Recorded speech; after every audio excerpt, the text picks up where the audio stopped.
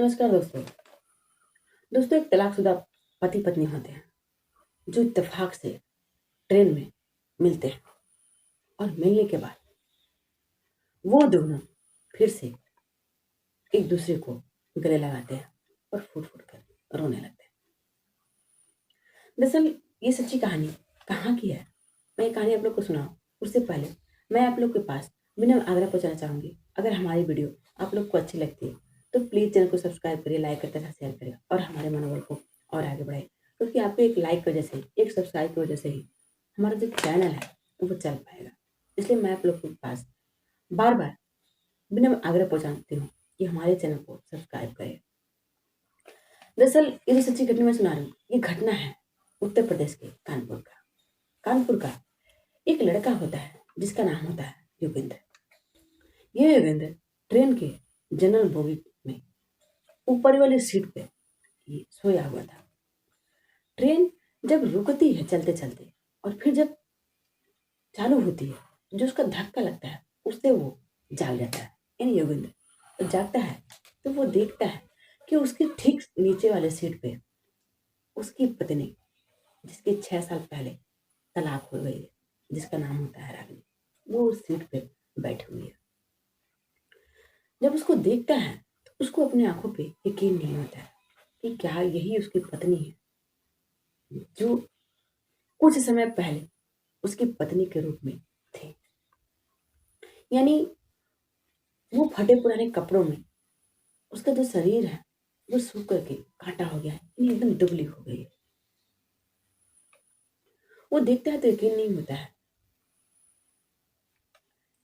जब उसको देखता है तो जो रागिनी होती है उसकी भी नजरें युगंध की नजरों पे मिल जाती है, तो ये भी पहचान लेती है। जब युगंध को देखती है रागिनी तो उसकी आंखों में आंसू आ जाता है और दिल में कुछ कसक सा होता है। वो आंखों में आंसू लिए अपनी नजरों को ट्रेन के खिड़की की तरफ मोड़ लेती है और लगातार रोती है। फिर योगेंद्र अपनी सीट से उतरता है और रागिनी के सीट के बगल में एक लड़का बैठा होता है। उससे कहता है कि आप हमारे वाले सीट पे जाकर के बैठ जाइए। तो वो योगेंद्र की सीट पे जाकर बैठता है और फिर योगेंद्र रागिनी के बगल में बैठता है और रागिनी से पूछता है कि तुम्हारी ये हालत कैसे हो गई। लेकिन रागिनी कुछ भी नहीं कहती है। उसकी आंखों में सिर्फ आंसू होता है, दिल में कुछ कसकता होता है। फिर योगेंद्र कहता है कि क्या तुमने अभी तक शादी नहीं किया है। तो जो रागिनी होती है वो अपने सर को नाक के इशारे में हिलाती है। वो कहती है कि नहीं, इशारे में ही कहती है कि नहीं। फिर वो पूछता है कि तुम इधर कहाँ आते जाती हो। वो कहती है मैं काम के सिलसिले में आते जाती हूँ, आप इधर कहाँ आ रहे हैं। वो भी वही चीज कहता है कि मैं भी काम के सिलसिले में आता जाता रहता। फिर रागिनी कहती है कि क्या आपने भी अभी तक शादी नहीं किया है। वो भी इशारों इशारों में ही मुड़े हिलाता है, कहता है कि नहीं, हमने भी अभी तक शादी नहीं किया। फिर जो योगेंद्र होता है वो कहता है कि हमने अब दारू पीना छोड़ दिया है, किसी से लड़ाई झगड़ा करना छोड़ दिया है, किसी से मारपीट करना छोड़ दिया, एक सामान्य जिंदगी जीता हूँ और काम के सिलसिले में आता जाता रहता हूँ। फिर रागिनी कहती है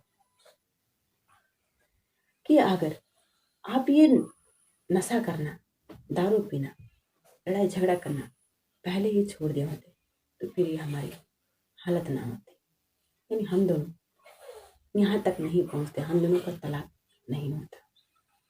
अभी तक तो जो हमारे बच्चे होते हैं वो बच्चे, एक 8 साल का और एक 5 साल का, यानी हमारे 2 बच्चे इस उम्र के हो गए होते।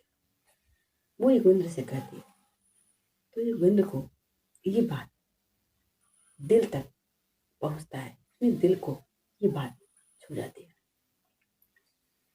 वो इशारों इशारों में मुंह हिलाता है, कहता है कि हाँ तुम सही कह रही हो, हमने बहुत बड़ा गलती की।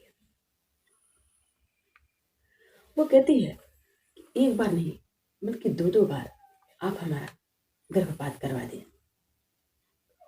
अगर वो बच्चे हमारे रहे होते तो कितने बड़े हुए होते और हमारी जिंदगी ऐसे ना हुई होती।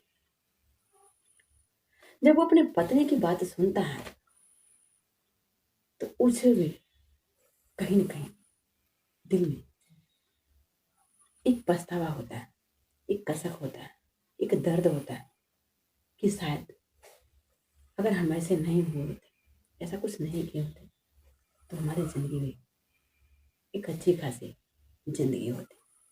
फिर ये दोनों ट्रेन में लगातार एक जो उनका समय निकल चुका था, वजह क्या थी, इन्हीं सबों के बारे में बात करते हैं। आज के समय क्या है, वो कैसे जी रही है, जो पति है वो कैसे रह रहा, इन दोनों एक दूसरे के बारे में जानते हैं, पूछते हैं।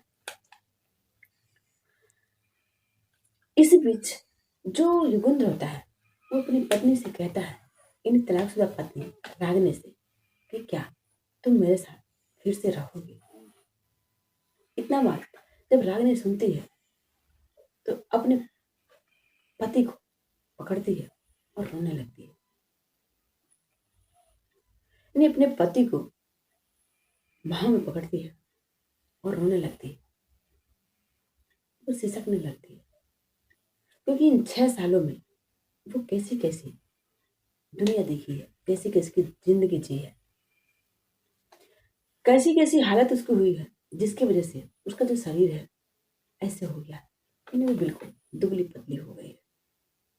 उसके जो कपड़े हैं वो भी फटे पुराने हैं। ये सारी जो परेशानियां थी, जो पिछला दिन था, जैसे जैसे वो जिंदगी काटी थी अपने पति के बगैर, इन युगेंद्र के बगैर, वो वही सारी चीजें सोच करके वो रोती है कि अगर वो दोनों तलाक नहीं लिए होते तो फिर उसकी हालत ऐसी नहीं हुई होती। फिर वो कहता है कि क्या तुम यहां से, फिर वो कहता है कि ठीक है, स्टेशन आ गया। फिर युगेंद्र कहता है कि ठीक है, स्टेशन आ गया, अब तुम अपने घर जाओ।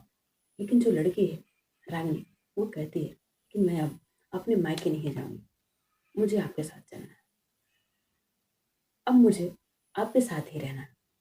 फिर लड़की वहीं से उस युगेंद्र के साथ युगेंद्र के घर पे चली जाती है, यानी ससुराल चली जाती है।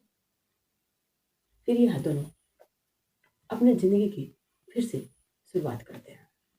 दोस्तों, एक गाना है कि दुनिया में अगर आए हैं तो जीना ही पड़ेगा, और जिंदगी अगर जहर है तो पीना ही पड़ेगा। यानी इस दुनिया में कभी हंसी, कभी खुशी, कभी गम आते रहते हैं। इन अपनों के बीच कभी कभी तकरार हो ही जाते हैं, लेकिन इसका मतलब ये नहीं कि उस प्यार को ही खत्म कर दिया जाए। दोस्तों, हमारे कहानी सुनाने का मकसद किसी को परेशान करना नहीं, किसी को विचलित करना नहीं, किसी के भावनाओं को ठेस करना नहीं, बल्कि आप लोग को सतर्क करना। जय हिंद।